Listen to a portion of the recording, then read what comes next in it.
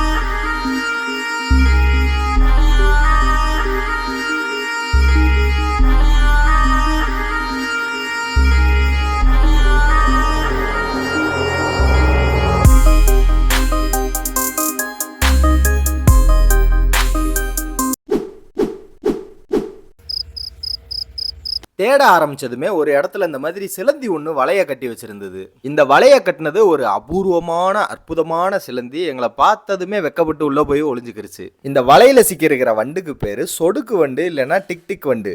என்னடா பேர் வினோதமா இருக்கேன்னு பாக்குறீங்களா? சின்ன வயசுல எங்க ஊர்ல இந்த பூச்சிக்கு இந்த பேரை தான் சொல்லி கூப்பிடுவோம். இந்த வண்டுக்கு இங்கிலீஷ்ல கிளிக் பீட்டில்னு பேரு. இதை திருப்பி போட்டோம்னா சொடக்கு போட்ட மாதிரி சத்தம் வரும். டபக்கு டபக்குன்னு அடிச்சு திரும்பி விழுகும்.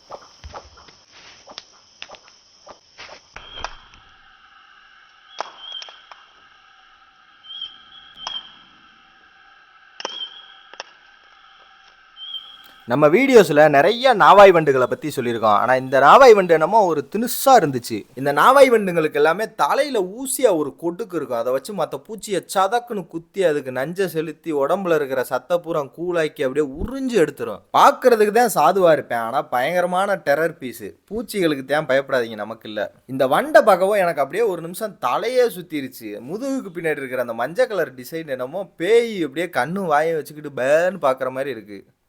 இந்த பானபத்திர ஓனாண்டி வேற மண்ணில் ஒளிஞ்சுக்கிட்டு யாரு கூட ஐஸ் பாய் விளையாடுதுன்னு தெரியல. இப்படி தரையோட தரையா மண்ணில் புதைஞ்சு தூங்கிட்டு இருக்கிறவங்களுக்கு பேர் தான் விசிறி தொண்டை ஓனான். மற்ற சாதாரணமாக பார்க்கக்கூடிய ஓனான்களை விட இவனுங்க கொஞ்சம் வித்தியாசமாக தான் இருப்பானுங்க. அதுக்காக தான் என்னமோ மற்ற சாதா ஓனான்கள்லாம் மரஞ்செடி கொடின்னு பிடிச்சி தூங்கிட்டு இருக்கும்போது இவனுங்க மண்ணில் படுத்து தூங்கிட்டு இருக்கானுங்க போல. தம்பியே, ஆடி காற்று அடிக்கிற நேரம் ஒரு காற்று அடிச்சிச்சுன்னா மண்ணுக்குள்ளேயே சமாதி ஆகி போயிடுவா. ஒழுங்கா எந்திரிச்சு ஓடி போயிரு. ஆகா ஆகா, இந்த அருக்கில் என் செல்ல குட்டி பாம்பு நண்பனை பார்த்தாதான்ப்பா மனசுக்கே நிம்மதியா இருக்கு. இவனுங்களை பார்க்க முடியலன்னா தூக்கம் கண்ணில் வரவில்லை, சொப்பனம் காண வழி இல்லை தான். பிரவுன் வித்து மஞ்சள்ல மூஞ்சி எல்லாம் புள்ளி புள்ளி புள்ளியா வச்சு எம்புட்டு அழகா இருக்காங்க. என்னதான் இவங்க பிரவுன் கலர்ல இருந்தாலும் இவனுங்களும் நம்ம வீட்டு பக்கத்துல இருக்கிற பச்சை பாம்பு வகை தான். நைட்டெல்லாம் இவங்களுக்கு ஸ்லீப்பிங் டைம்ன்றனால வேப்ப மரத்துக்கு கிளைக்கு மேல படுத்து நல்லா தூங்கிட்டு இருக்காங்க.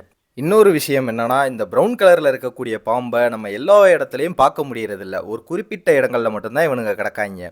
உனக்கு தூக்கம் வரலன்னா நீ போட, எனக்கு தூக்கம் வருதுடா. அடுத்தும் ஒரு விசிறி தொண்டை ஓனான் செத்தையோடு செத்தையா செத்தை மாதிரியே படுத்து கிடக்கு மண்ணுல. யாரு? நான் செத்த மாதிரி கிடக்கிறேன், உயிரோட தாண்டா இருக்கேன், நல்லா பாடுறா. இல்லை, நான் அந்த இலைய சொன்னேன்டா. இலை தம்பி, புறம் தம்பி, மண்ணுக்குள்ள மண்டையை விட்டு என்ன செஞ்சுக்கிட்டு இருக்கீங்கோ? ஓ, குழி தோண்டுறீங்களா? தோண்டுங்க தோண்டுங்கோ. என்ன தம்பி, எல்லாரும் நீ ஊருக்குள்ள பார்த்தா பயந்து ஓடுவோம்ன்றாங்க, ஆனா நீதான் பயந்து ஓடிக்கி இருக்க.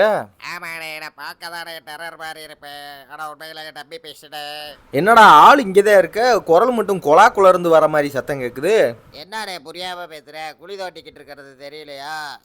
ஸ்பார்டன்ஸ் போருக்கு தயாராகுங்கள் என்று சொல்ற மாதிரி எல்லாரும் கத்திய தூக்கி வர மாதிரி இந்த கரையாம்பயிலுக பூரா புல்ல தூக்கிட்டு ஓடிக்கிட்டு இருக்காங்க. ஏழை பொறுமையா போங்கடா, ஏன்டா அம்பிட்டு அவசரம்? நம்ம கரையான் பயல்களுக்கு பூரா இதுதான் வேலை. எல்லா காஞ்ச செத்த குப்பை எல்லாத்தையும் எடுத்து கொண்டு போய் அதை சாப்பிட்டு அது மண்ணுக்கே உரமாக்கிடுவாங்க. நம்ம பாகுபலி படத்தில் வர காளைக்கேயர்கள் கூட்டம் மாதிரி எங்கே பார்த்தாலும் வதன்னு திரியிறாங்க. சரி, அதுவும் நல்லது தானே. எங்கே பார்த்தாலும் மரக்கிளைகளும் இலைகளுமா விழுந்து கிடக்குல்ல, அதை பூரா சுத்திகரித்து திருப்பி மறுசுழற்சி ஆக்குறது இவங்க தான். பாத்திரா எல்லாம் சூதானமாக வேலையை பாருங்கடா. கரையான் தண்ணி தவளை வந்துச்சுன்னா பூராத்தையும் கலகலன்னு முடிச்சு விட்டு போயிருவேன். இந்த காஞ்ச இலையை நல்லா பாருங்களேன். அதுக்கு மேலே ஏறி கொஞ்சம் கொஞ்சமாக பிச்சு பாட்டாக கழட்டி கொண்டு போய்கிட்டு இருக்காங்க. நம்ம வீட்டு பக்கத்தில் வந்துட்டா தான் ஐயோ கரையா வந்துருச்சு, அஜோ கரையா வந்துருச்சுன்னு எல்லாரும் கவலைப்பட்டுக்கிட்டு இருக்கோம். ஆனால் இயற்கையில் இந்த கரையாம்பயலுக தான் முக்கியமான பங்கு வகிச்சிட்டு இருக்காங்க.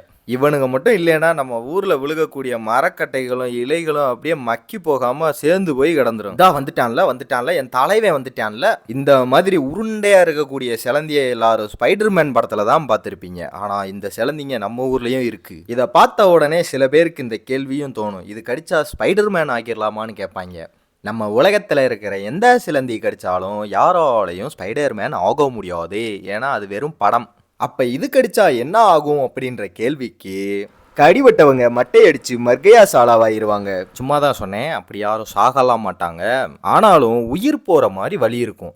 ஏன்னா நல்ல பாம்புகளுக்கு இருக்கக்கூடிய நியூரோடாக்சிக் வெனம் தான் இந்த சிலந்திகளுக்கும் இருக்கு. மருத்துவமனைக்கு போய் சிகிச்சை எடுத்துக்கொண்டா பிழைத்து கொள்ளலாம். ஆனால் சிலந்தி ரொம்ப சின்னதுன்றனால ரொம்ப கம்மியான அளவு தான் நஞ்சு வச்சிருக்கும். சார் எப்படி ஜாலியாக அப்படியே பீச்சில் படுத்து கிடக்கிற மாதிரி கை வச்சுட்டு படுத்து கிடக்காம பாருங்க. இந்த விராலி செடி மேலே படுத்து கிடக்கிறது சாதா ஓனா. நம்ம இதுக்கு முன்னாடி பார்த்தது தரையில் கிடந்தது விசிறி தொண்டை ஓனா. இவனோட பேர் தான் ஓனாய் சிலந்தி. எதுக்கு இவனுங்களுக்கு ஓனாய் சிலந்தின்னு பேர் வச்சாங்கன்னா இவங்களோட அபாரமான வேட்டையாடுற திறமையை பார்த்து தான். ஒரே இடத்துல நின்றுக்கிட்டு ஏற பக்கத்தில் வந்தவனையும் சும்மா சில்லுன்னு வேட்டையாடுவாங்க. ஹெய், யாரா அங்கே ஒளிஞ்சிக்கிட்டு இருக்கதே? சும்மா மரக்கட்டைக்குள்ள மேய்ச்சிக்கிட்டு இருக்கோம் மாமா. உன்னைய பார்க்க நண்பன் வந்திருக்கேன், வாடா என்ன ஏதுன்னு கேட்காம ஓடி போய் ஒளியவா பார்க்குற? இவனுங்களோட உடம்புல 6 புள்ளி இருக்கிறதுனால தான் இவனுங்களுக்கு 6 புள்ளி வண்டுன்னு பெயர் வச்சிருக்காங்க. இவனுங்களும் மற்ற பூச்சிகளை அடித்து சாப்பிட்றதுல ஸ்பெஷலிஸ்ட்டு. என்னப்பா அது கூட்டம் அப்படின்னு கிட்ட போய் பார்த்தா நம்ம மனித நண்பர்கள்லாம் சேர்ந்து சிலந்தியை போட்டோ எடுத்துக்கிட்டு இருக்காங்க. சிலந்தே பெரிய செலிபிரிட்டியா இருக்கியப்பா. இந்த சிலந்தியோட பேர் தான் ஆன்டி ஈட்டிங் ஸ்பைடர், அதாவது எறும்பு தின்னி சிலந்தி. பேருக்கேற்ற மாதிரியே எறும்புகளை பிடிச்சி சாப்பிடுவாங்க. அழகே அழகே அழகின் அழகே நீ அடி, உன் அருகே அழகாய் தொலைந்தேன் நாடடி. என்னமா அழகா இருக்குதுயா அந்த பள்ளி. மண்ணுக்கேத்த மாதிரி மண்ணோட கலரும் அது உடம்புக்கு மேல உள்ள வெள்ளை புள்ளிகளும். யோ இந்த அழகிய பள்ளிக்கு பேரு தான் செதில் பள்ளி. ஆங்கிலத்துல ஸ்கேலி கெக்கோன்னு கூப்பிடுவாங்க. நம்ம ஊருக்கு வெளியே இருக்கிற கரிசல் காடுகள் மற்றும் ஆள் நடமாட்டம் இல்லாத இடங்கள்ல தான் அதிகமாக இந்த பள்ளிகளை பார்க்க முடியும். இந்த பள்ளியை மதுரையில் இருந்த ராமநாதபுரம் ஊரில் தான் முதலாக ஆராய்ச்சியாளர்கள் 1906ஆம் ஆண்டில் கண்டுபிடிச்சிருக்காங்க. ஏன் ராமநாதபுரத்தை மதுரை மாவட்டம்னு சொல்கிறேன்னா, இந்த பள்ளியை கண்டுபிடிச்சப்ப மதுரை மாவட்டத்தோட தான் ராமநாதபுரம் இருந்தது. நம்ம ஏற்கனவே பார்த்த இந்த அட்டகாசமான சிலந்தி ஒன்று வெளியவும் நின்றுகிட்டு இருந்தது. இதுக்கு பேர் என்னன்னு பார்த்தோம்னா ரெட் பேக்டு ஸ்பைடர், செம்முதுகு சிலந்தி. இதுக்கு பேர் எப்படி வந்திருக்கும்னு உங்களுக்கு பார்த்த உடனே தெரிஞ்சிருக்கும். இதோட முதுகுல இருக்கிற அந்த சிவப்பு நிறத்தினால தான் இதுக்கு இந்த பெயர் வச்சிருக்காங்க. வெளிநாடுகளில் பிளாக் விடோ ஸ்பைடர்னு சொன்னாலே நடுநடுங்கி போவாங்க. அந்த பிளாக் விடோ ஸ்பைடர் வர்ற குடும்பத்துக்கு கீழே தான் இந்த ரெட் பேக் ஸ்பைடரும் இருக்கு. பொதுவாக ஆஸ்திரேலியாவில் தான் இந்த ரெட் பேக் ஸ்பைடரை முத கண்டுபிடிச்சிருக்காங்க. ஆனால் இது நம்ம ஊர்லேயும் இருக்கிறது ஒரு விசித்திரமான விஷயம். ஒன்று, இது நம்ம ஊர்லயே இருக்கக்கூடிய நம்ம நாட்டுக்கு சொந்தமான ரெட் பேக்டு ஸ்பைடராகவும் இருக்கலாம். இல்லைனா நம்ம ஊர்ல வெளிநாட்டுல இருந்து கொண்டு வந்து பரப்பப்பட்ட சிலந்திகளாகவும் இருக்கலாம். இதை தெளிவுபடுத்துறதுக்காக தான் ஆராய்ச்சிகள் இன்னும் பல நடந்துகிட்டு இருக்கு. இது நம்ம ஊருக்கு சொந்தமான சிலந்தியா இருந்துட்டா எந்த பிரச்சனையும் கிடையாது, நல்ல விஷயம்தான். ஆனா இது வெளிநாட்டுல இருந்து கொண்டு வந்து பரப்பப்பட்டதா இருந்தா ரொம்ப மோசமான விஷயம். அது நம்ம ஊரோட சுற்றுச்சூழலுக்கு ஆப்படிக்கக்கூடிய செயல். ஏன்னா இந்த உயிரினம் நம்ம ஊர் இது இல்லைன்னா இது அதிகமாக பெருகிக்கிட்டே போகும். இதை கட்டுப்படுத்துறதுக்கான உயிரினங்கள் நம்ம ஊரில் இருக்காது. நம்ம ஊருக்கு சொந்தமான மற்ற உயிரினங்களையும் சாப்பிட்டு அதோட எண்ணிக்கையும் குறைச்சி விட்டுரும். அதனால இது நம்ம ஊருக்கு சொந்தமான உயிரினமாக இருக்கணும்னு எல்லாரும் வேண்டிக்குவோம். நம்ம நண்பர் ஆராய்ச்சியாளர் கிஷோர் இந்த செம்முதுகு சிலந்தியை மதுரையிலையும் பதிவு பண்ணி அதுக்கு ஒரு ஆராய்ச்சி சிறுகுறிப்பு எழுதி அதை வெளியிட்டிருக்காரு. இந்த சிலந்திகள்ல இன்னும் சுவாரஸ்யமான விஷயம் ஒன்று இருக்கு. இந்த ரெட் பேக்டு ஸ்பைடர்ல இருக்கக்கூடிய பெண் சிலந்திகள் கடிச்சாதான் மனிதர்களுக்கு ஆபத்து. ஆண் சிலந்திகள் ரொம்ப சின்னதா இருக்கும், அதனால மனிதர்களை கடிக்க கூட முடியாது. இந்த வீடியோல நம்ம பார்த்துக்கிட்டு இருக்கிறதும் ஒரு பெண் சிலந்தி தான். பெண் சிலந்திகள் பார்க்கறதுக்கு அழகாகத்தான் இருக்கும். பெண்களிடம் ஜாக்கிரதையாக இருங்கள் நண்பர்களே. அச்சச்சோ, இல்ல, பெண் செம்முதுகு சிலந்திகளிடம் ஜாக்கிரதையாக இருங்கள். நல்லா உருண்டையா கருகருன்னு கருப்பு நிறமும் அதோட முதுகுல இருக்கிற டிசைன்ல இருக்கிற அந்த சிவப்பு நிறமும் ஐயோயோ சொல்ல வார்த்தையே இல்லை, அட்டகாசம். ஆனா இந்த சிலந்தி உண்மையிலேயே அழகுனாலும் அழகு, அப்படி ஒரு அழகு. அந்த சிலந்திய வீடியோ எடுத்துட்டு அப்படியே ஃப்ரேமை நகர்த்தி பார்த்தா செந்தேல் ஒன்று பக்கத்தில் உட்காந்துருக்கு. ஐயோயோயோ, இவனுங்களும் ரொம்ப டேஞ்சர்ப்பா. நம்ம ஏதாவது செஞ்சா மட்டும்தான் இவனுங்களை நம்மளை திரும்பி கொட்டுவாங்களே தவிர மற்றபடி ஒன்றும் பிரச்சனை கிடையாது. என்னடா திருவிழாவில் காணா போன மாதிரி திருன்னு முழிச்சுக்கிட்டு இருக்க? இவன் ஒரு மரப்பள்ளி, ஆனால் எதுக்காக தரையில் நிற்கிறான்னு தெரியல. அப்புறம் இந்த மரப்பள்ளிக்கு நல்லா பொண்ணு பார்க்கறதுக்கு ஃபோட்டோவை கொடுக்குற மாதிரி அழகான சில புகைப்படங்களும் எடுத்து கொடுத்துட்டு வந்தாச்சு. நம்ம இரவாடி நண்பர்களோட நேரம் செலவிட்டதுலேயே நைட்டு 1:30 ஆகி போச்சு. காலையில் வெள்ளனை வேற எந்திரிக்கணும், சரின்னு போய் தூங்கியாச்சு.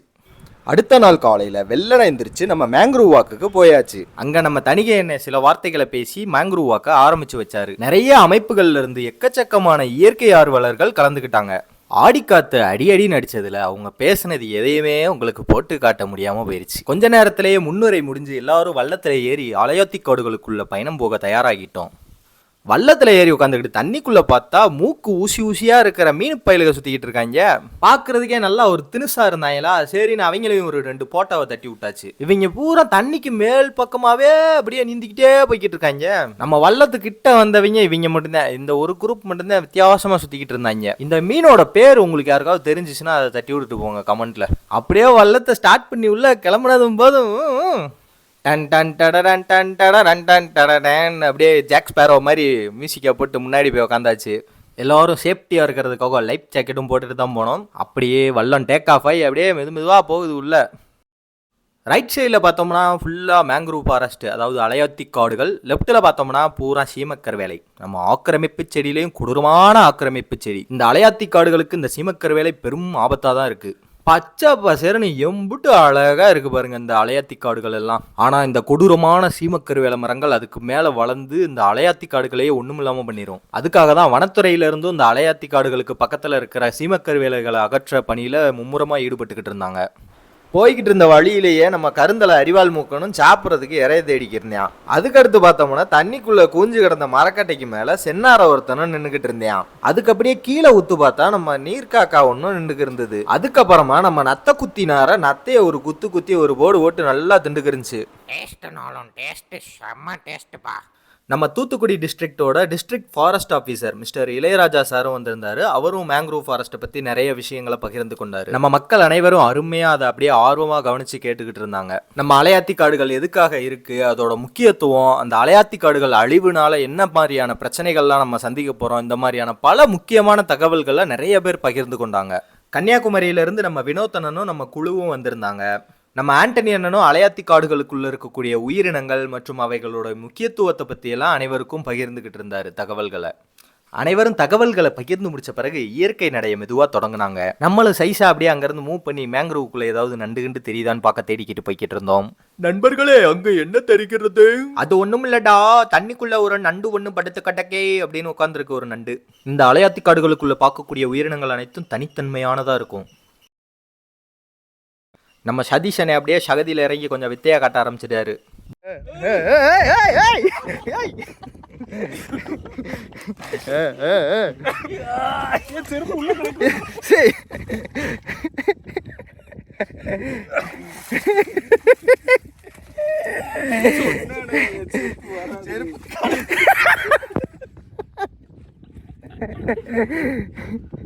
சோத்துல அடி வாங்கியாச்சு, சேத்துல அடி வாங்கியாச்சுன்னு கொஞ்சம் விட்டுருந்தா சேத்துக்குழியலாக்கியிருப்பாங்க.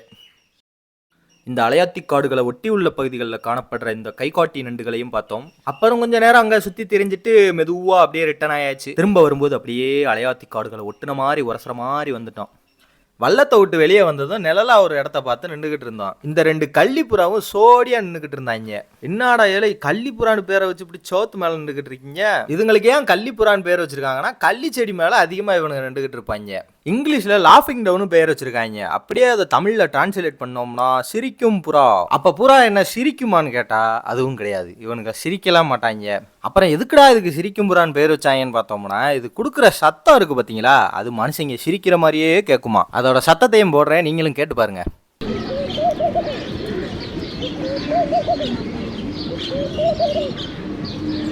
மதியம் 12 மணிக்கு மேலே வெயில் போட்டு அடின்னு அடித்து துவைச்சு மண்டையை பொழந்து விட்டுருச்சு.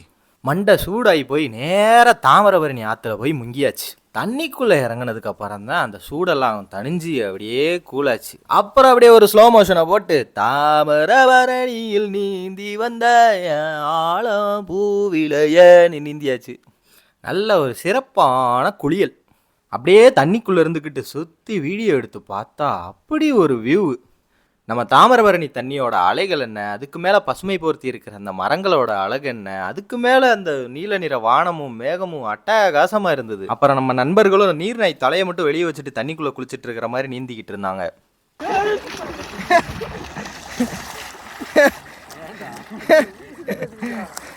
என்னாச்சு? குளிச்சு முடிச்சுட்டு வெளியே வந்து வானத்தை பார்த்தோம்னா அப்படியே மொத்தமாக ஏதோ படையெடுத்து போகிற மாதிரி பறவைங்க பூரா பறந்து போய்கிட்டு இருக்கு. ரொம்ப ரொம்ப ரொம்ப உயரத்தில் கிட்டத்தட்ட ஆயிரக்கணக்கான பறவைங்க கடலை பார்த்து போய்கிட்டு இருந்ததுங்க. எதுவும் நிலநடுக்க எடுக்க வந்து ஊரை காலி பண்ணி போகிறாங்களான்னு தெரியல. இது ஒன்று கூலக்கடாவாக இருக்கும், இல்லை நத்த கொத்தி நாரைகளாக இருக்கும். மறுபடியும் சாயங்காலம் வரைக்கும் காத்திருந்து உங்களுக்கு இந்த வீடியோக்குள்ளேயே இன்னொரு ட்விஸ்டையும் வச்சுருக்கேன். அன்னைக்கு நைட்டும் நம்ம அலையாத்திகளுக்குள்ளே இருக்கிற நம்ம இரவாடி நண்பர்களை பார்க்க போயாச்சு. இதில் நம்ம நெருக்கமான சொந்தக்கார பயலை 2023 பார்த்தது. அதுக்கப்புறம் கண்ணில் படவே இல்லை, டிமிக்கி கொடுத்துக்கிட்டே இருக்கான். இப்போ அவனை தான் குறிக்கோளோட குறி வச்சு தேடி கண்டுபிடிக்கிறதுக்காக வந்திருக்கோம். அவன் கிடைச்சானா இல்லையான்றது இந்த வீடியோவை முழுசாக பாருங்கள், உங்களுக்கு தெரியும். ஹக்கூடாம டாட்டா, என்ன ஒரு அருமையான இடம்னு உள்ள அப்படியே நுழைஞ்சு தேடிக்கிட்டே போய்கிட்டு இருந்தோம். உள்ளே போய் பார்த்தா தண்ணிக்குள்ள இந்த மாதிரி ஓவல் ஷேப்பில் கொலன்னு என்னமோ கிடந்துச்சு. என்னன்னே தெரியல, வித்தியாசமாக இருந்துச்சு. உங்களில் யாருக்காவது இது என்னன்னு தெரிஞ்சா கண்டிப்பாக இதை கமெண்ட்டில் சொல்லிட்டு போங்க. அப்படியே பளபளன்னு கண்ணாடி மாதிரி இருக்குது, கையில் தொட்டு பார்த்தா கொலன்னு ஜெல்லி மாதிரி இருக்குது. நல்ல வேலை அதை மிதிக்கலை. மண்ணுக்குள்ளே இருக்கிற பொந்துலேருந்து வெளியே வந்து அப்படியே மண்ணோட மண்ணாக கனெக்ட் ஆகி கிடந்தது. இது பார்க்கறதுக்கு அப்படியே ராலும் மரவட்டையும் கலந்த மாதிரி ஒரு டிசைனில் இருந்துச்சு. இது பேர் தான் கடல் கரப்பாம்பூச்சியாம். இதுவும் நம்ம ஊருக்குள்ளே இருக்கிற ஐசோபாட்ஸ்ன்ற உயிரினம் மாதிரியே கடலோரத்தில் இருக்கிற உயிரினம் தான். தண்ணிக்குள்ள விலாங்கு மீன் குட்டி மாதிரி ஒன்று அசையாமல் படுத்து கிடந்தது. அப்புறம் அதை தண்ணிக்குள்ள இருந்து வெளியே எடுத்து பார்த்தப்ப தான் தெரிஞ்சது பேச்சு மூச்சையே காணாம். ஏதோ சில பல காரணங்களால இறந்து போச்சு. இது விலாங்கு மீனோட குட்டின்னு நினைக்கிறேன். இது பார்க்கறதுக்கே ஒரு தினுசாதான் இருந்தது. விலாங்கு மீன்ற ஈல் ஃபிஷ்கள் எல்லாமே பார்க்கறதுக்கு பாம்பு மாதிரியான தோற்றத்துல தான் இருக்கும். ஆனா இதுங்களுக்குள்ளேயும் நிறைய வித்தியாசங்கள் இருக்கும். இந்த குறிப்பிட்ட விலாங்கு மீனோட பேர் யாருக்காவது தெரிஞ்சாலும் கமெண்ட்ல சொல்லுங்க. நம்ம பரமேசனை நண்டு பிடிக்கிறதுல நான் தான் ஸ்பெஷலிஸ்ட்னு சொல்லி நண்டை பிடிக்க அது அவர் விரலை பிடிச்சிருச்சு. கடைசியில் அண்ணன் நண்டை பிடிக்கவில்லை, நண்டு தான் அண்ணனை பிடித்தது. பிடினாலும் பிடி, சரியான பிடி, விடவே இல்லை. அப்புறம் 2 பேர்த்தையும் காம்ப்ரமைஸ் பண்ணி அனுப்பிவிடவே போதும் ஆகி போச்சு. அப்புறம் நம்ம நண்பர்கள் அந்த ஊசி மூக்கு மீன் ஒன்று வலை இல்லாம தூண்டில் இல்லாம கையிலேயே பிடிச்சு விட்டாங்க. பாருங்களேன், இந்த மீன் எம்பிட்டு வினோதமா இருக்குன்னு. பயப்படாதரா தம்பி, உன்னைய சுட்டெல்லாம் சாப்பிட மாட்டான், அப்படியே விட்டுருவான். மீன் பிடித்து மீண்டும் ஆற்றில் விட ஆசைன்னு திரும்ப ஆற்றுலையே விட்டாச்சு அந்த மீனை. ஜாலியாக போயிட்டு வாடா தம்பி, சூதுவாது இல்லாமல் இருக்க, யார் கையிலையும் மாட்டிக்கிறாத. அடுத்ததா நம்ம கிரசன் கிரண்டர்ன்ற கீச்சான் மீனை கையிலேயே பிடிச்சு விட்டாங்க. பார்க்கறதுக்கு நல்லா உடம்பெல்லாம் கோடா அழகா தான் பாரிக்கான். மூச்சு திணறதுடா, விடுங்கடா தண்ணிக்குள்ள. சரியா போயிட்டு வாடா. இவங்க பேர் தான் மேங்க்ரூவ் கிராப், அலையாத்தி நண்டுகள். ஏழை கை 2 ஆரஞ்சு கலர்ல செம்மையா இருக்கடா உனக்கு. எல்லாம் இயற்கையோட செயல் தம்பி, இயற்கையோட செயல். சரிரா, நம்ம தேடி வந்த சொந்தக்கார பைய சிக்கிட்டேன்.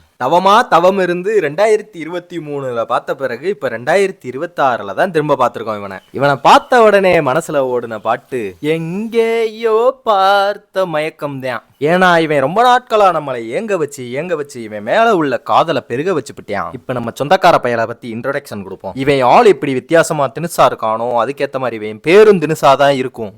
இவன் பேர் டாக் ஃபேஸ்டு வாட்டர் ஸ்னேக், அதாவது அலையாத்தி புடை வில்லியன் பாம்பு. இங்கிலீஷில் டாக் ஃபேஸ்டு வாட்டர் ஸ்னேக்னு வச்சதுக்கான காரணம் இவன் மூஞ்சியை பார்த்தாலே தெரியும். பார்க்கறதுக்கு நாய் மூஞ்சி சேப்பில் இருக்கும். அதே மாதிரி தண்ணிக்குள்ள தான் அதிகமாக இருக்கும்ன்றனால வாட்டர் ஸ்னேக்ன்றதையும் சேர்த்துருக்காங்க பின்னாடி. தமிழில் அலையாத்தி புடை வில்லியன் வச்சதுக்கான காரணம் இவங்களை அலையாத்தி பகுதிகளில் தான் அதிகமாக பார்க்க முடியும். அப்புறம் இதோட கண்ணு நல்லா புடச்சிக்கிட்டு இருக்கிறதுனால வில்லியன்னு வச்சிருக்காங்க. நல்லா க்யூட்டாக இருக்கான்ல.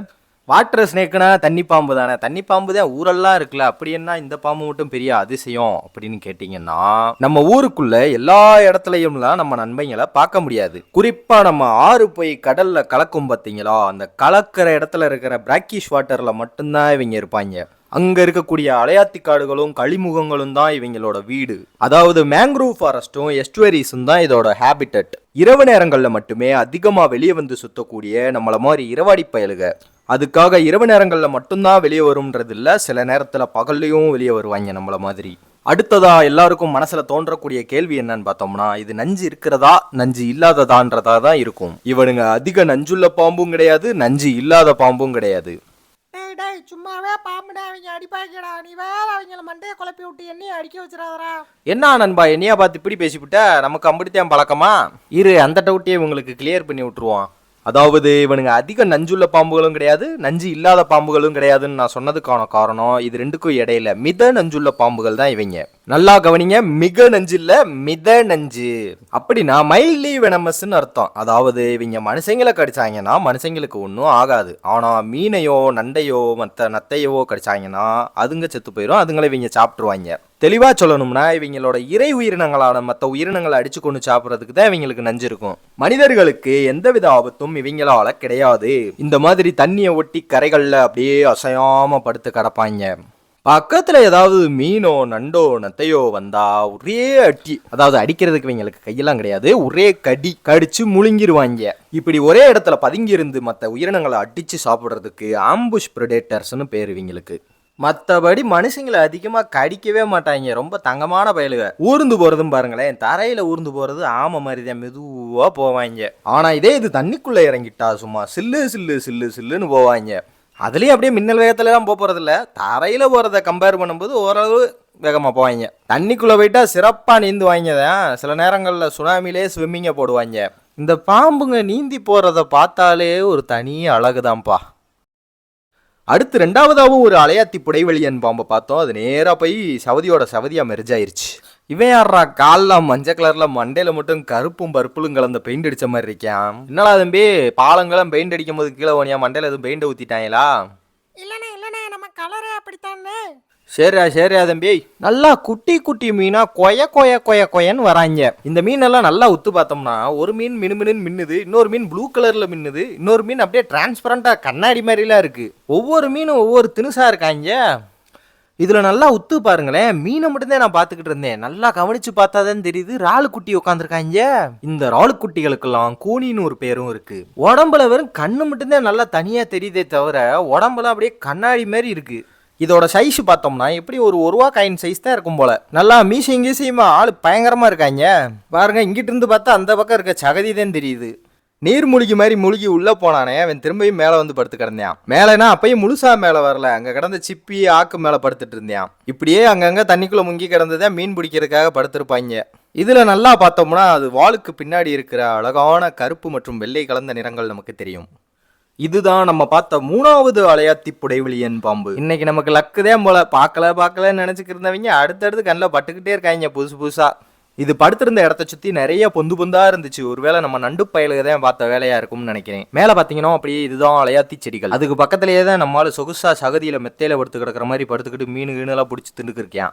முக்கியமாக இந்த அலையாத்தி செடிகளோட வேர்கள் தரைக்குள்ளேருந்து வானத்தை நோக்கி வளர்ந்துருக்கும். அதுக்கு காரணம் என்னன்னா, இந்த சதுப்பு நிலம் முழுக்க தண்ணி நிறைஞ்சிருக்கிறதுனால மண்ணுக்குள்ள ஆக்சிஜன் ரொம்ப கம்மியாக இருக்கும். அதனால தான் இப்படி தரையிலிருந்து மேல் நோக்கி வளர்ந்து அதுக்கு தேவையான ஆக்சிஜனையும் எடுத்துக்கிறோம், தண்ணியில் இருக்கிற உப்புகளையும் வடிகட்டும். மேலே படுத்து கிடந்தவன் பொந்துக்குள்ளே போக பார்த்துருக்கேன், எதுவும் நண்டு கண்டு கடிச்சிருச்சான்னு தெரியல, ஒரு மாதிரி உதறிக்கிட்டு இருந்தேன். இந்த அலையாத்தி பகுதிகள் எல்லாத்துலேயுமே ஆக்சிஜன் லெவல் மண்ணுக்கடியில் ரொம்ப கம்மியாக இருக்கும். அதனால தான் இந்த நண்டுகள் அதிகமாக இருக்கிறதுக்கான காரணம். அங்கே குழி தோண்டி ஆக்சிஜனேற்றம் நடக்கிறதுக்கு நண்டு ஒரு முக்கியமான பங்கு வகிக்குது. ஆகா இவங்க டிஸ்ட் மேல டிஸ்ட் கொடுத்து நம்மள மயங்கி விழுக வச்சிருவாங்க போலயே. இதுதான் நம்ம பார்த்த நாலாவது அலையாத்தி புடைவெளியன் பாம்பு. இவன் என்னமோ நீர்மூழ்கி கப்பல் மாதிரி தண்ணிக்குள்ளேயே தான் மூழ்கி படுத்து கிடந்தான், வெளியவே வரல. இது நம்ம பார்த்த மற்ற 3 பாம்புகளை விட கொஞ்சம் குட்டின்றனால உடம்பு மேல உள்ள அந்த கோடுகள்லாம் தெளிவா தெரிஞ்சுது. நல்லா தண்ணிக்குள்ளேயே கொள்ள நேரம் மூச்சை பிடிச்சிட்டு கிடக்காங்கப்பா. நமக்கு ஒரு நிமிஷம் மூச்சு அடக்கணும்னா கூட மூச்சு வாங்கிருது. நாங்களும் சரி இவன் அசைவானா இல்ல மேலையாவது வருவானான்னு நின்று பார்த்துக்கிட்டே இருக்கா. இவன் எதுவுமே பண்ற மாதிரி தெரியல. சங்கீத ஸ்வரங்கள் ஏலே கணக்கா இன்னும் இருக்கா என்னவோ மயக்கம்னு போய்க்கிருக்கு நேரம். ஆனாலும் பரவாயில்ல, இவனோட அழக தண்ணிக்குள்ள பார்த்து ரசிக்கிற சுகமே தனி. என்னடா போட்டியா வச்சுக்கிருக்காங்க தண்ணிக்குள்ள யாரு கொள்ள நேரம் இருக்கிறதுன்னு? பேச்சு மூச்சே இல்லை, தூங்கிட்டான் போல. ஆனாலும் இப்படி காலெல்லாம் சகதியாக்கிட்டு நல்லா கஷ்டப்பட்டதுக்கு பலன் எக்கச்சக்கமாக கிடைச்சிருச்சு. உனக்காக என்னனாலும் பண்ணலாம்டா, ஒர்த்து வருமா ஒர்த்து. சரி நீ தூங்கிட்டே கடடா, இல்லை தண்ணிக்குள்ளே மூச்சு பிடிச்சிட்டே ஜாலியாக இருறான்ட்டு நாங்களும் பக்கத்தில் எங்கிட்டாவது போவோம்னு கிளம்பிட்டோம். கொஞ்ச நேரத்திலேயே தண்ணிக்குள்ள இருக்கிற நம்ம கீச்சான் மீனையும் பார்க்க முடிஞ்சுது. மறுபடியும் நான் மட்டும் கிளம்பி அந்த 2வது பார்த்த பாம்பு எங்க தான் இருக்குன்னு பார்க்கலான்னு போனேன். நல்ல வேலை அப்பயாச்சும் வெளியே வந்து கிடந்தேன். பக்கத்திலேயே இந்த ஊசி முக்கு மீன் பயிலுக நிறைய சுத்திக்கிட்டு இருந்தாங்க. இவ்வளவு நேரம் எடுத்ததுலயே இப்பதான் பக்கத்திலேயே நல்ல தெளிவாகவும் எடுக்க முடிஞ்சது இவங்கள. நம்ம பாம்பு நண்பரும் அப்படியே லைட்டா தலையை கிடுகிடுன்னு ஆட்டிக்கிட்டே நின்றுகிட்டு இருந்தாரு. அதோட தலைக்கு கீழேயே ஒரு நீல நிற நண்டு ஒன்றும் கொருன்னு ஏதோ ஸ்நாக்ஸ் எடுத்து திண்டுகிட்டு இருந்தது. ஏலே விட்டுட்டு தனியா திங்காதரா, எனக்கு கொஞ்சம் குர்ரா, வயிறு வலிக்க போகுது. பரவாயில்ல வலிச்சிட்டு போட்டோம், நானே தின்னுக்கிறேன். இங்கிட்டு பேசிக்கி இருக்கும்போது அங்கிட்டு ஷைஷா நழுவுறேன்பா ஒருத்தன். டேய் எங்கடா பாக்குற? நான் எங்க போறது, நீ தான் பக்கத்துல இருந்து பாத்துக்கிட்டே இருக்கியே. அப்புறம் என்னடா உன்னைய பாக்குறதுக்கு நான் எத்தனை கிலோமீட்டர் தாண்டி வந்திருக்கான். சரி பார்த்துட்டு கிளம்பு, நாங்க சாப்பிட போவேடாப்பா. அது சரிடா, நான் கிளம்புறேன்டா. உன் மண்டைக்கு மேலேயே ஒரு கறி மீன் நின்றுக்கு இருக்குவாரு. சடக்குன்னு அதை பிடிச்சி அமுக்கி தின்னாம நீ வாட்டுக்கு வேடிக்கை பார்த்துக்கு இருக்க. இந்தா உனக்கு பக்கத்திலே ஒரு நல்ல சைஸ் இறால் ஒன்று தெரியுது பாரு, அவனையாவது பிடிச்சி தின்றா. நீயே எதையாவது பிடிச்சி தின்னுவ, அதை பிடிச்சி நம்ம மக்களுக்கு காட்டிப்பிடலான்னு நினச்சா நீ தின்ன மாட்டியாப்பா, உன்னத்துக்கு ஆகாமல் இருக்க. தம்பி எனக்கு தோணுச்சுன்னா நானே போய் சாப்பிடுவேன், நீ சொல்றேன்றதுக்கெல்லாம் போய் சாப்பிட முடியாது. சரிப்பா, நீ உனக்கு இஷ்டப்படியா போய் சாப்பிடுப்பா, நான் எதுவும் சொல்லலப்பா. நல்லா நீட்டி நெளிச்சு படுத்து கிடக்கிறத பாருங்க. ஆள் அந்த பக்கமா இருக்கேன், வாள் பக்கத்து ஊர் வரைக்கும் இருக்கு. இங்கே பாரா, இன்னொரு மீன் ஒன்று வந்து வாளுக்கிட்ட ஆடிக்கிட்டு தெரியுது. ஒழுங்கா ஓடி போயிரு, இல்லை அவனுக்கு ஸ்நாக்ஸ் ஆயிருவே நீ. நம்ம ஊசி மூக்கு வயல்களுக்கு தில்ல பார்த்தீங்களா, கீழே முரட்டால ஒருத்தன் படுத்து கிடைக்கான், ஜாலியாக மேலே நீந்திக்கிருக்கான் டிங்கின்னு. ஆமா, எனக்கு ஒரு சந்தேகம்டா, மூக்கு ஏன்டா உங்களுக்கு இம்புட்டு ஊசியா இருக்கு? பாரா, ஒரு டவுட்டை முழுசா கிளியர் பண்ண விட மாட்டாங்க. சரி இவனும் பார்த்தேன், இவங்க போற மாதிரி தெரியல, நம்ம கிளம்புவோம்ட்டு டாட்டா சொல்லிட்டு போயிட்டாப்ல. மீண்டும் சந்திப்போம்டா நண்பா. இந்த பக்கம் வந்துடாத, அப்படியே ஓடி போயிரு. சரிடா, கோச்சுக்காம போயிட்டு வாடா. திரும்பி அங்கிருந்து கிளம்பி இன்னொரு இடத்துக்கு இரவாடிகளை பார்க்கலாம்னு போய்கிட்டு இருந்த பாதையிலேயே நம்மால் ஒருத்தனை போட்டு தள்ளிட்டாங்க. பாவம், ஒரு சிவப்பு மண்ணுளி பாம்பு குட்டி பிறந்து கொஞ்ச நாட்கள் தான் ஆயிருக்கும். அதை வாகனத்தில் ஏற்றி கொண்டுட்டு போயிட்டாங்க. நைட்டில் கிராமத்து பக்கம் வண்டியை ஓட்டுறவங்க பார்த்து ஓட்டுங்க. இந்த மாதிரியான பாம்பு நிறையா கிராஸ் பண்ணும், மற்ற உயிரினங்களும் கிராஸ் பண்ணும். அதை ஏற்றி இறக்கிட்டு போயிடாமல் கொஞ்சம் பிரேக் அடிச்சு போங்க. பிறந்து கொஞ்ச நாள் மட்டுமே ஆன குட்டி பச்சோந்தி ஒன்றும் மரத்தில் அழகாக தூங்கிட்டு இருந்தது. வாழை எப்படி சங்கு சக்கர மாதிரி சுற்றி வச்சிருக்கு பாருங்க. கண்ணாணி தூங்கடா கண்ணாணி தூங்கடா. அவனுக்கு கொஞ்சம் தாளாட்டு பாடிட்டு நாங்களும் கிளம்பிட்டோம். பரவாயில்ல, இது பிரீடிங் சீசன்றனால நிறைய பச்சோந்தி குட்டிகளை பார்க்க முடிஞ்சது. இந்த படத்தை உத்து பாருங்களேன், இதுல ஏதாவது இருக்கிற மாதிரி தெரியுதா? தெரியாது, ஏன்னா நம்ம ஆளோட டிசைன் அப்படி. நல்லா தேடி பாருங்க, இதுக்குள்ள ஒரு உயிரினம் மறைஞ்சுக்கு இருக்கு. கண்டுபிடிச்சிட்டீங்கன்னா மறக்காம கமெண்ட்ல போட்டு போங்க. கண்டுபிடிக்கிறதுக்கு வாய்ப்பு ரொம்ப ரொம்ப கம்மி தான். பார்ப்போம் யாராவது கண்டுபிடிக்கிறீங்களான்னு. நம்மால் உருமறைப்பாகிறதுலே பேர் போனவேன். இடத்தோட இடமா அப்படியே மெர்ஜாய் மறைஞ்சிருப்பான். எப்படி மறைஞ்சாலும் தான் நம்ம கண்ணில் பட்டுருவான்ல. நைட்டு 7 மணிக்கு ஆரம்பிச்சு நம்ம இரவாடிகளை தேடி போன பயணத்தை வெற்றிகரமா அதிகாலை 3 மணிக்கு முடிச்சாச்சு. கடைசியா ஒரு குரூப் போட்டோவை தட்டி விட்டு அப்படியே தூங்க போயாச்சு. குரூப் போட்டோவோட எடிட்ல தம்பி ஃபாசில் கிரியேட்டிவிட்டியா ஒரு கைவண்ணத்தை காட்டி விட்டான். வேற லெவல்ல எண்ணுக்கு பக்கத்துல ஓக்கு பதிலா நிலாவை வச்சு மிரட்டி விட்டான். மறுபடியும் காலையில எந்திரிச்சு இந்த அற்புதமான இடத்துக்கு போறதுக்கு ஒரு வாய்ப்பு கிடைச்சது. ரொம்ப நாளா போகணும் நினைச்சுக்கிட்டே இருந்தது, கடைசியா இப்பதான் கிடைச்சிச்சு. மறுபடியும் பல கிலோமீட்டர்கள் அங்கிருந்து கிளம்பி வந்து இந்த பனைமரங்கள் அனைத்தையும் பார்த்து ரசிச்சாச்சு. பாருங்களேன், கண்ணு கட்டின தூரம் வரைக்கும் எக்கச்சக்கமான பனைமரம். சுத்தி சுத்தி பார்க்க ஏதோ வேற ஒரு உலகத்துக்குள்ளேயே போன மாதிரி ஒரு உணர்வு. இந்த மாதிரி பனைமரத்தையெல்லாம் இப்ப எல்லா ஊர்லயும் பார்க்க முடியறது இல்ல. முன்னாடிலாம் எல்லா இடங்கள்லயும் இப்படிதான் இருந்தது. இப்ப அழிச்சு ஒண்ணும் இல்லாம பண்ணிவிட்டாங்க. இதுவாவது பாதுகாப்பா இருக்கணும்னு வேண்டிக்கிருவோம். அடுத்ததா நம்ம தனிகண்ணை வேலை பார்க்குற இடத்துக்கு போய் அங்க நாவல் பழங்கள் பழுத்து கொத்து கொத்தா தொங்கிக்கிட்டு இருந்துச்சு. அதை பார்த்ததும் எச்சி ஊறிடுச்சு. இன்னைக்கு ஒருபடி அப்படின்னு மரத்தை உழுப்புன்னு உழுப்பி விழுந்த பழத்தையெல்லாம் எடுத்து சாப்பிட்டு சுவைச்சாச்சு. டேஸ்ட்டுனாலும் டேஸ்ட்டு, எப்பா நாக்கிலே நிற்கிதப்பா. மரத்தில் நிறைய முசுரெரும்புகள் இருந்துச்சு. அது பழத்தை பறிக்கவே விடலை. அங்கங்கே வந்து அதுக்கு பாதுகாப்பாக நின்றுக்கிருச்சு. கடைசியாக நல்லா வயிறு நிறைய சாப்பிட்டுட்டு கொஞ்சத்தை பேக்கப் பண்ணியாச்சு. பக்கத்தில் பார்த்தோம்னா இந்த ஓட்டுக்கு மேலே நின்றுட்டு ஒரு ஆண் புறா தன்னோட ஜோடிக்காக காதல் பாட்டு பாடி கூப்பிட்டுக்கிட்டு இருந்தது. இந்த புறாவோட பேரு தான் புள்ளிப்புறா அல்லது மணிப்புறா. இது நம்ம ஊருக்கு சொந்தமான நம்ம நாட்டுப்புறா. இப்படி உடம்பெல்லாம் புள்ளியா இருக்கிறதுனால தான் இங்கிலீஷ்ல இதுக்கு ஸ்பாட்டட் டவுனும் பேர் வச்சிருக்காங்க. தமிழ்ல புள்ளிப்புறான்ற பேரும் இருக்கு. இவ்வளவு நேரம் பார்த்ததுக்கும் இப்பைக்கும் எப்படி கிளாரிட்டி சும்மா சில்லுன்னு அள்ளுது பார்த்தீங்களா? இதுக்கு முன்னாடி எடுத்த வீடியோ என்னோட ஃபோனில் எடுத்தது. அதுவே நல்லா தான் இருக்கும், ஆனால் கேமராவில் எடுத்தது வேற லெவலில் இருக்கும். இப்போ ஓடிக்கிட்டு இருக்கிறது கேமராவில் எடுத்தது தான். கொஞ்சம் பக்கத்தில் இருந்தனால நல்லா கிடைச்சது. பொதுவாக இந்த மாதிரி சத்தம் கொடுக்கறது எல்லாமே ஆண் புறா தான். பெண் புறாவை மயக்கிறதுக்காக இந்த மாதிரி சத்தம் எழுப்போம். இந்த புறாவை யாரும் வீட்டிலலாம் வச்சு வளர்க்க முடியாது, வளர்த்தா அவங்க மேலே கேஸ் போட்டுருவாங்க.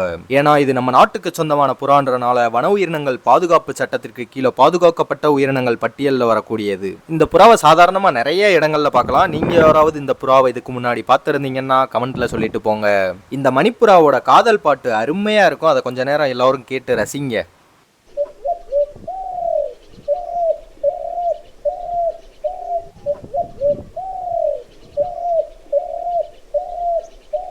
இந்த கொடிகளும் நிறைய படர்ந்திருந்தது. இதுக்கு பேர் தான் குன்னிமுத்து, இல்லைனா பிள்ளையார் கண்ணுன்னு சொல்லுவாங்க. இதையும் சின்ன வயசுல நிறைய பேர் பார்த்துருப்பீங்க. இது இந்த கொடியோட விதை தான். இந்த வீடியோவில் உங்களுக்கு எந்த உயிரினம் ரொம்ப பிடிச்சிருந்ததுன்றதையும் நீங்கள் இதுக்கு முன்னாடி எந்த உயிரினத்தெல்லாம் பார்த்துருக்கீங்கன்றதையும் மறக்காமல் கமெண்ட்டில் சொல்லிட்டு போங்க. இன்னும் இதே மாதிரி இன்ட்ரெஸ்டிங்கான நிறைய வீடியோஸ் பார்க்கணுன்னு ஆசைப்பட்டீங்கன்னா நம்ம வீடியோவுக்கு ஒரு லைக்கை போட்டு நம்ம சேனலை சப்ஸ்கிரைப் பண்ணி வச்சுக்கோங்க. நம்ம கையில் இருந்த நீர்மூழ்கி கேமராவை பயன்படுத்தி பார்ப்போம்னு சொல்லி உள்ளே விட்டு இவனை வீடியோ எடுத்து பார்த்ததுல பார்க்கறதுக்கு அப்படியே குட்டி அனகொண்டா மாதிரியே இருக்கான். தண்ணிக்குள்ளே சில கிளிப்பிங்ஸ் எடுத்திருக்கேன். அட்டகாசமாக வரலைனாலும் ஓரளவு வந்திருக்கு. இதோட வீடியோ முடிஞ்சுது. இந்த தண்ணிக்குள்ளே எடுத்த கிளிப்பிங்கை பார்க்குறவங்க மட்டும் பார்த்துக்கோங்கோ.